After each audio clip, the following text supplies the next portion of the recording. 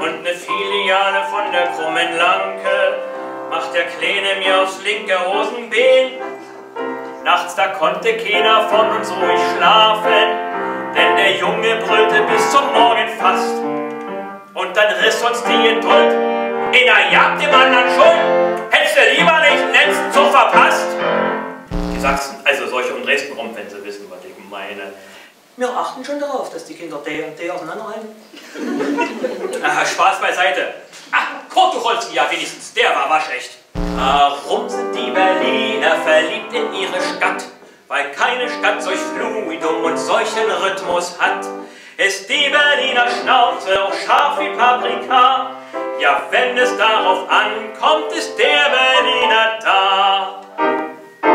Man kann die Augen ja nicht überall haben. Sehen Sie, das ist Berlin. Sehen Sie, das ist Berlin. Eine Stadt, die sich gewaschen hat. Sehen Sie, das ist Berlin.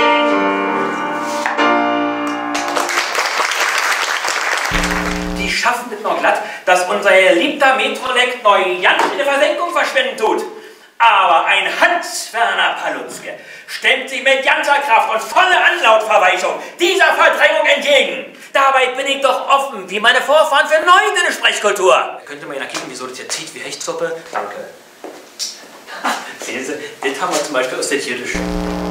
Alle Bienen summen leise, meine kleine Frühlingsweise, bunte Falter flattern hin und her.